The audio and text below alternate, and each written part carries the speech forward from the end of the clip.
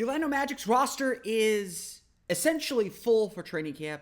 We talked about the present on our last episode, so let's talk a bit about the future.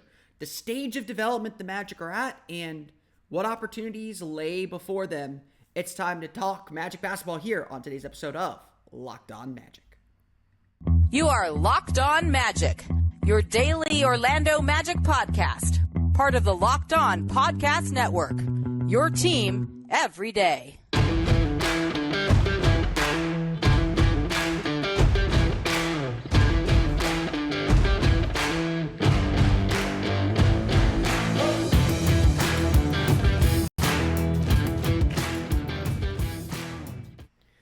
And you are indeed Locked On Magic. Today is August 3rd, 2022. My name is Philip Rossman-Reich. I'm the expert and site editor over at OrlandoMagicDaily.com. Of course, follow me on Twitter at PhilipRR_OMD.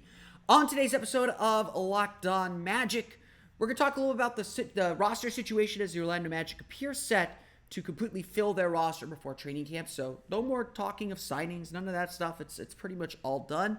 We'll also chat a little bit about what stage of development the Magic are at and some of the lessons they might need to learn as they look ahead and get ready. But before we do that, we want to thank you again for making Locked On Magic part of your day every day. Whether we're your first listen of the day, whether you listen to us right when we upload, no matter when, we truly appreciate you making Locked On Magic part of your day every day. Remember, there's a bunch of great Locked On podcasts covering every single team in the NBA, plus our national podcast, Locked On NBA. To search for Locked On and the team you're looking for, the Locked On Podcast Network. It's your team every day. Today's episode is also brought to you by BetOnline. BetOnline has you covered this season with more props, odds, and lines than ever before. BetOnline, where the game starts. I'm still kind of catching up on some news. We are in our summer schedule, so you'll see at least 3 episodes a week here for at least the next month and a half or so. So again, we're in the off season. Content's starting to dry up a little bit, so we're not going to exhaust too much. As a site and podcast announcement, over at OrlandoMagicDaily.com, we're going to feature shooting this month in August. We're looking for the best shooters in Orlando Magic history. There's a poll, a link to a poll for you to rank your top 10 shooters in Orlando, top 10 or more, shooters in Orlando Magic history. You could do that. Go to my Twitter page at OMagicDaily. There's also a link in one of our articles at OrlandoMagicDaily.com. We'll keep promoting it. I'm planning to close the poll or record the results of the poll Friday at 11:59 p.m. Eastern Time. That may get extended. I haven't decided yet. But we still have time to vote and contribute to this poll. We're going to hopefully feature a bunch of stories on OrlandoMagicDaily.com about the Magic and their relationship with shooting. We will talk about some of those here on the podcast. We do have good August distractions for you, at least for the next couple weeks until we get to Eurobasket, until we get to watching Franz Wagner play over in Germany for the tournament. We'll get to we got plenty to get to. Don't worry, even though we are on our summer schedule, but we're still kind of catching up on some news here as the Orlando Magic are reportedly set to completely fill their roster. We've talked about this numerous times. It's going to be one of the big talking points and one of the big things that we talk about that we're going to be analyzing and discussing as we get into training camp. Yes, it's kind of lower on the totem pole, but Orlando currently has 16 players under contract or under a full-time contract. They've got their two-way players, and they've reportedly signed 2 more players to Exhibit 10 contracts. That gets you to 20, if my math is correct. You can carry a maximum of 20 players in the offseason. Obviously, when we get to the roster decision, the 2 players on non-guaranteed deals are Devin Kennedy and Jonathan Isaac. We don't think Jonathan Isaac's going to get dropped, so there's a little bit of a battle that's going to go on here for that last roster spot. The Magic have reportedly inked their two-way players, or they have reportedly inked their two-way players. That's been made official. Admiral Schofield and Kevon Harris. The Magic reportedly signing Kevon Harris to a 2-year deal, their first 2-year two-way contract. Admiral Schofield is essentially a 2-year two-way contract, but he signed individual contracts. And so that leaves the Magic with just 2 roster spots left. According to Kobe Price of the Orlando Sentinel, the Magic have indeed filled those roster spots. Xavier Xavier Simpson, who we know from Summer League, and Drake Jeffries will be taking on those final 2 spots. Look, I have made my thoughts clear on what I think the two-way contract should be and what these and all that. Exhibit 10 contracts are essentially just bonus for their bonus for Lakeland. Essentially, it's how you attract guys to your G League team. It's how you fill out your G League roster. You give guys a camp invite, they get an NBA contract, they get a little bit of extra money, and then they get a bonus if they clear waivers and end up playing for your specific G League team. So we're talking very, very, very small bones here. So I know, we're in an age where every little transaction gets a Woj alert, and everything gets picked apart. Don't do that here. This is a roster procedural move. This is a very, very, very small thing. And so I don't want to make it bigger than it has to be. I want to get to the meat of this episode here in a bit. But I do think it's worth noting a few things. Xavier Simpson is a very good G League player. And so if he's running the point, if he is playing point guard for Lakeland, Lakeland's going to be a better team for it. Lakeland had a difficult season last year. Now, obviously, the Magic took a lot of their players because of all the injuries they had and the COVID issues that they had. And so, Lakeland needs a little bit of a boost. They need some consistency. And first-time head coach as well, that they need some stability. And Xavier Simpson is a G League veteran who can do that, as is Admiral Schofield, as is Devin Kennedy, if that's where he ends up playing. Kevon Harris is definitely more of the project and more the guy that the Magic seem to be invested in to see how he grows and how he develops and where he might fit moving forward. And so there's definitely a little bit more incentive to say, okay, let's see what Kevon Harris can really be. The guy that I'm interested in this group is Drake Jeffries. I will say this, we're going to talk plenty more about shooting here over the course of the next month. This current Magic team is not very shooter friendly. It doesn't have a lot of shooting. And so, I would say, the Magic as an organization, as a front office, do have to start putting an emphasis on shooting, on adding more three-point shooters. It's the reason why I think Devin Kennedy is going to hang around. Kevon Harris is a solid three-point shooter. And with this second Exhibit 10 contract to Drake Jeffries, they got themselves a bona fide shooter. Drake Jeffries can shoot the cover off the ball. He did a great job shooting at Wyoming. Again, Wyoming, he shot the ball well in the one Summer League game he played this year for the Denver Nuggets.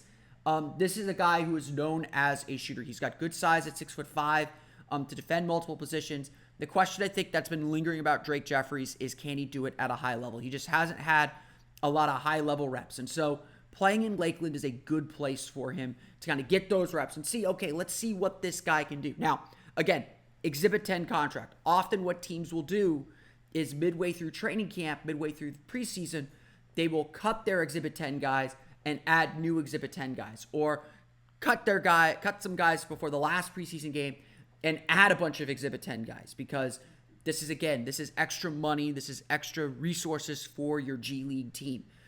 Drake Jeffries is playing in the G League. He is not going to be on the main roster, so I don't want to belabor the point too much, but I would say Orlando has at least put some lines out for some shooting, and we'll see what it develops into in training camp. Obviously, you watch camp, you give guys their fair shot, and if he earns his way to a full contract, then you make some decisions a little bit later on down the road. Like I said, I think the Magic do need to find another kind of wing, another 2-3 wing instead of a 3-4 wing. So I think there is opportunity there for some of these guys, but again, it's not likely this season, because this season is not necessarily about this season. I know we talked a little bit about expectations in our last episode. I want to talk now about the future, about how the path is opening up for the Orlando Magic, because as always, the clock is ticking and it's not going to wait for anybody. We'll get to that coming up here in just a moment.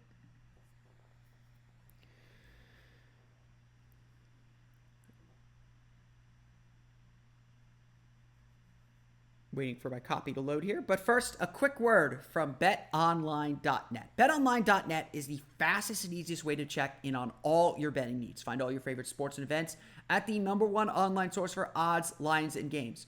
Find reviews and news of every league, including Major League Baseball, NFL, NBA, NHL, combat sports, esports, and even golf.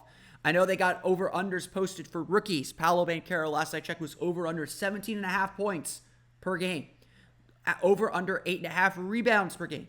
There's definitely some opportunity there if you're looking to bet on Paolo Banchero. I'm sure their rookie odds are going up. Their win-loss totals will be going up. I think they have the Magic at 27.5 over-under. There's plenty of action. Plus, with the NFL starting, got to get yourself going now. BetOnline continues to be the top online resource for all your sports wagering information. From live in-game betting, scores, and podcasts, they have you covered. Head to BetOnline today or use your mobile device to learn more about the action happening today. BetOnline, where the game starts. So, I will say this. I am a fairly conservative and cautious person when it comes to making major moves. I know that frustrates some of my readers and listeners. That's just my perspective. I tend to be gather all the information, see what it has. I would not be a good GM because GMs do need to be aggressive and decisive. And, I think there is fair criticism to Jeff Weltman about his penchant for running things back and not mixing things up. I think that's always the first place to start because the NBA is not a patient league. I know I've said this. If you're not getting ahead, you're falling behind in this league. Everybody knows it. Everybody around the league understands that. You always have to be getting better because everyone around you is getting better. There is no standing still in the NBA. It's a great mistake that was made in 2019. Maybe it wasn't a mistake, maybe it was, but I think there were good arguments for the Magic to be a little bit more aggressive with that team that they had in 2019. Just as I think there were good arguments to say, like, okay, let's figure out if this thing was real. Let's see what Jonathan Isaac can add to the mix as he gets better. There were reasons for the Magic to kind of stay patient and think that they were getting ahead by staying patient. But at the end of the day, obviously, they made the wrong decision because they had to move backward. Or maybe they made the right decision and just wasted a couple seasons to get there. Obviously, you look at all the offseason grades that are coming out now and all the analysis of the offseason, everyone believes the Magic have gotten better. Again, you're looking at a 22-win team, yes, with injuries. Now projected at 27.5 over-unders. This team got better this offseason. Even just adding a fully healthy Markelle Fultz for a whole year, even just adding their draft pick, even if it wasn't Paolo Banchero, this team got better. Let's just call this what it is. It was a successful offseason.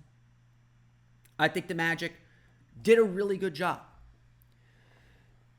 The other frustration that I saw throughout the course of the offseason, though, was about the Magic's willingness to stay patient.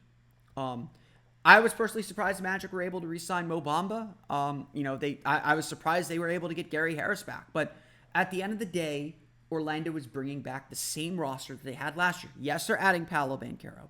Yes, they're adding Jonathan Isaac, supposedly. Yes, they're adding a healthy Markelle Fultz. But this is the same group as last year, with some of the same flaws, with some of the same problems, with some of the same issues. And, I've said that this is a proof of concept season, that this is a year where the Magic really learn and figure out who's going to help them win, who's not, and move on from there. To be sure, I don't think the Magic can stand pat again next summer. Next summer, the Magic have to start thinking about making moves. Next summer, the Magic have to start figuring out how to really push this team forward. And how quickly they're able to do that will depend on what happens this season. If Paolo Banchero looks like a true superstar from day one, the speed at which the Magic change and the speed at which the Magic expect to be competitive in a serious way is going to dramatically shift.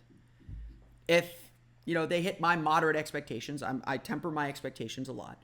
If they hit that 30-win mark, low 30s maybe, and show some good signs of things, but don't really have all the pieces together, then they're probably going to be aggressive, but not at the high end of aggressive.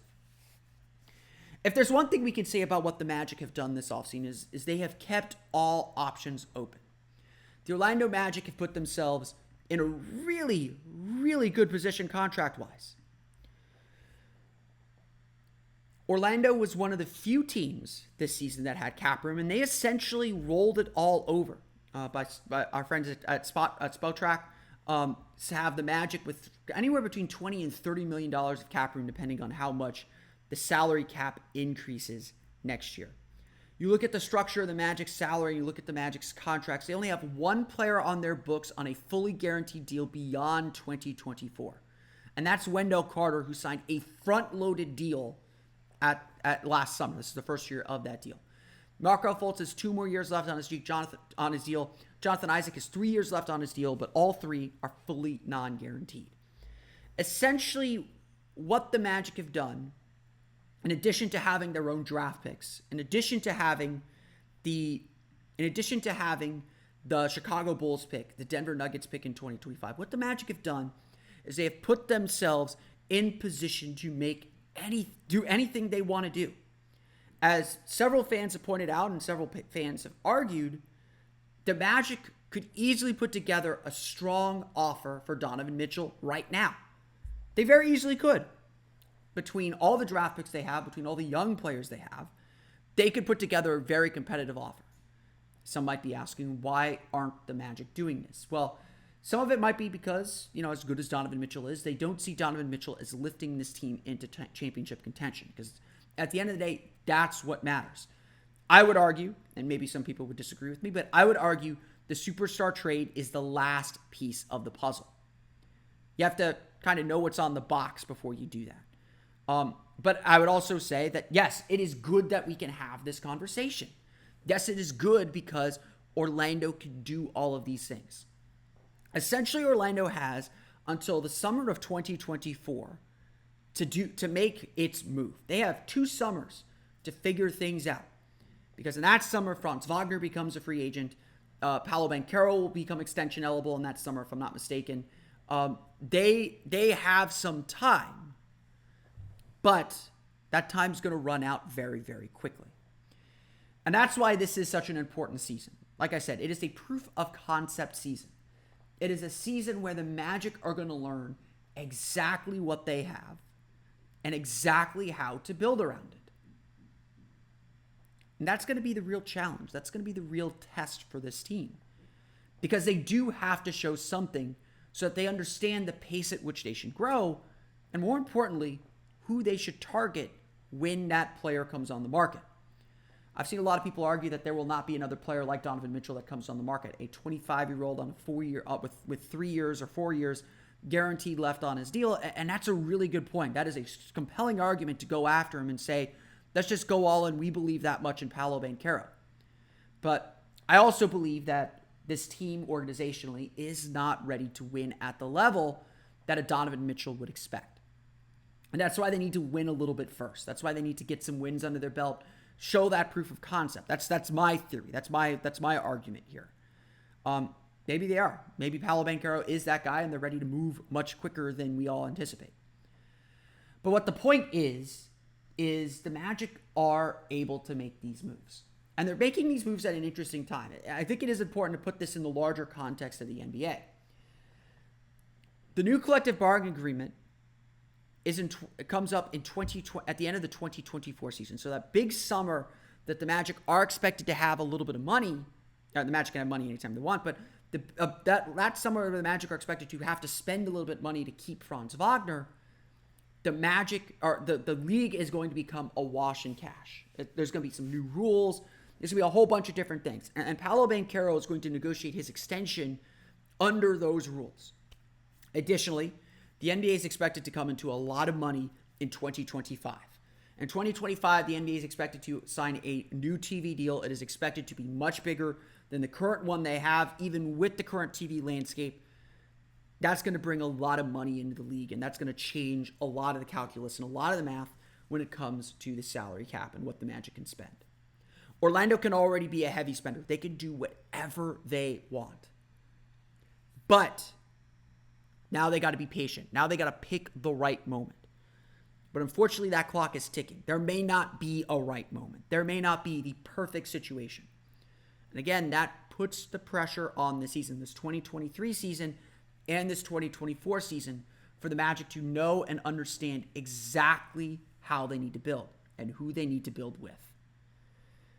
A lot of that's going to depend on how good their players are. If Paolo Banchero is a super duper star, then they're going to understand things a lot clearer. If Franz Wagner develops into a star in his own right, if Jalen Suggs or Markelle Fultz or Jonathan Isaac or Wendell Carter develop into stars in their own rights, that's going to affect how they build too. So at the end of the day, no matter what superstar you're pining after, you still have to have a product on the floor.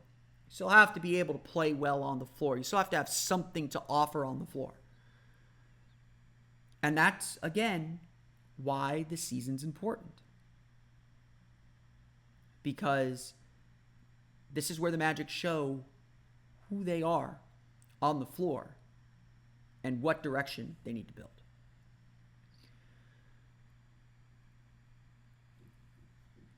Then there comes the concept of the championship window. Then there's the concept of what do you do when you're in the window? And I find this discussion really, really fascinating because it's been a while since the Magic have had a championship window and had to act in this way. There are two times when teams get aggressive. One, when their championship window is open, and B, when they're desperate to do something. The Magic have seen both and have failed at both at times. I'll bring this example. We're going to bring this example up in the context of the Philadelphia 76ers here in a minute, but the Orlando Magic in 2009, their championship window was open. They just lost in the finals. They had a free agent decision to make with Hedo Turkoglu, and once they decided they weren't re-signing Hedo Turkoglu, then they had to start figuring things out. Because once you've been to the finals, once you have a championship team, once you have a little taste of that greatness, you can't let it go. You got to put all your chips in when that window is open. And it's criticized as the Magic have been for that decision, for what they did in the summer of 2009. I think what they did was brilliant, personally. But as criticized as the Magic were, you can't deny that they pushed all their chips in and went for it. I would argue the 2010 team was better than the 2009 team. I know that's a point of contention and a point of debate. I personally think the 2010 team might be the best team in Magic history. But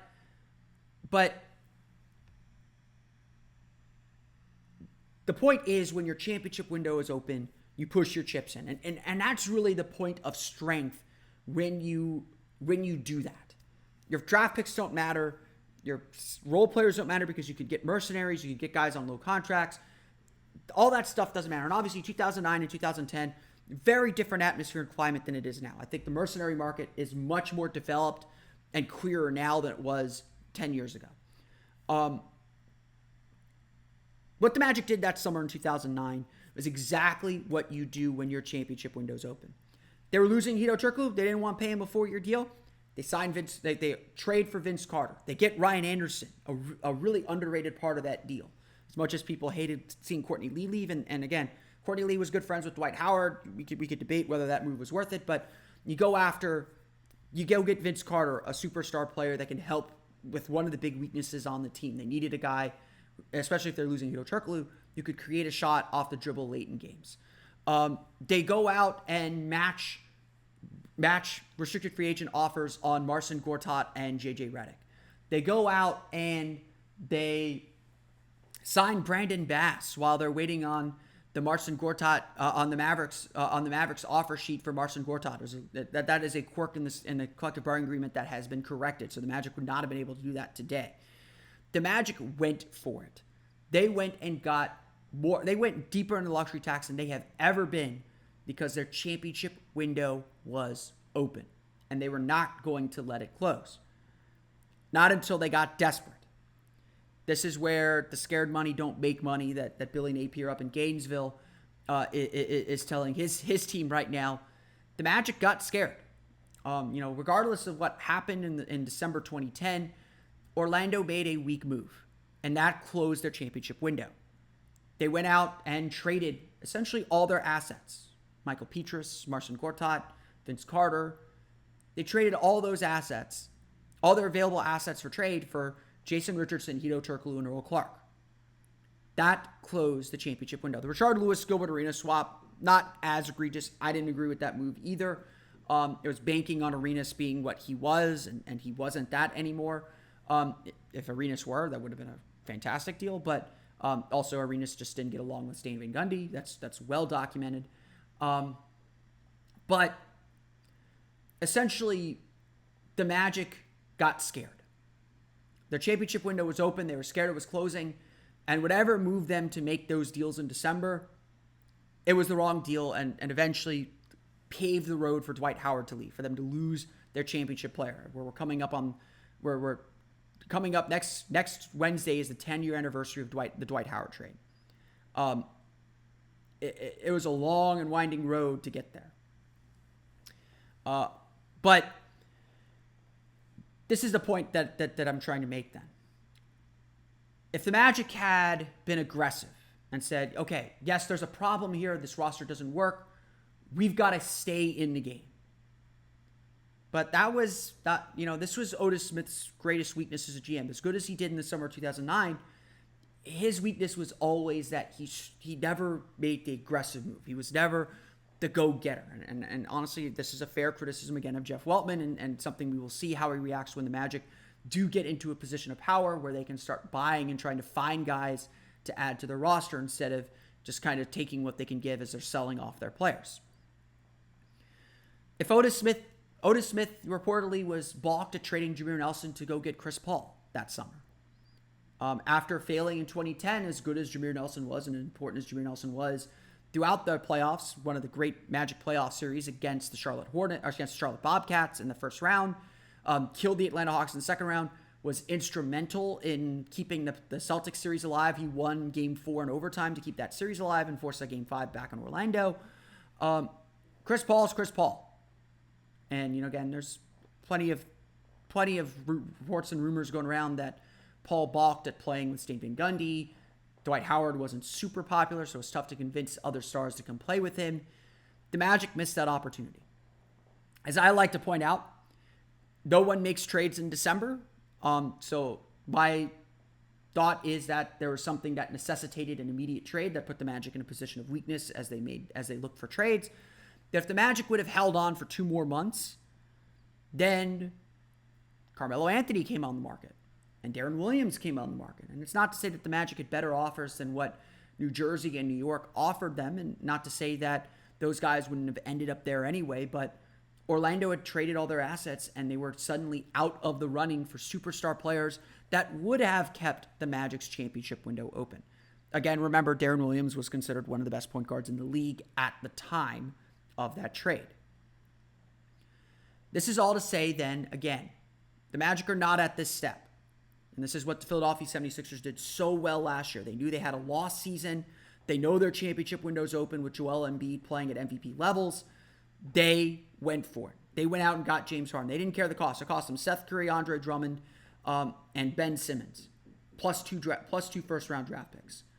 It was a heavy cost, but they know they need another star to pair with Harden. They've still got Tobias Harris in their back pocket. If it gets real desperate, they got Tyrese Maxey they can trade. They still got guys they can move around, and they'll hit the mercenary market and bring in guys to fill out their roster. That is a championship-level team. The Sixers know their championship window is open. They went for it. They're not going to be afraid to be aggressive when their championship window is open, and they still have the flexibility to make more moves if they need to. That's what the Magic failed to understand back in 2009 and 2010. Now, obviously, this year's Magic team is a long way away from that. They are nowhere near the level that those teams are at. But it is something to consider because pretty soon, as I mentioned, the Magic are going to have to put their chips in. And when they're ready to do that, when that window opens, they need to be aggressive and assertive and be the team in power. Because once that window's open, it closes fast. And one bad move, one wrong move in the wrong direction closes the window completely. And that's when you get into real trouble. And so that's a big lesson that we should learn from 10 years ago as Orlando hopes that the window will be coming around to them soon. I want to thank you again for listening to today's episode of Locked On Magic. Of course, find us on Twitter at Locked On Magic. Subscribe to the podcast on Apple Podcasts, Stitcher, TuneIn, Himalaya, Google Play, Spotify, Odyssey, and all the fun places to download podcasts to your podcast-enabled listening device. You can find me on Twitter at PhilipRR_OMD. And of course, the latest on the Orlando Magic, be sure to check out OrlandoMagicDaily.com. You can follow us on Twitter at OMagicDaily. Now that you're done listening to us, be sure to check out the Locked On NBA podcast. Get all the latest news from around the NBA from local experts just like me. Check it out today at Locked On NBA. That's going to do it for me today, though. I want to thank you all again for listening to today's episode of Locked On Magic. For Orlando Magic Daily and Locked On Magic, this has been Philip Rossman-Reich. We'll see you all again next time for another episode of Locked On Magic.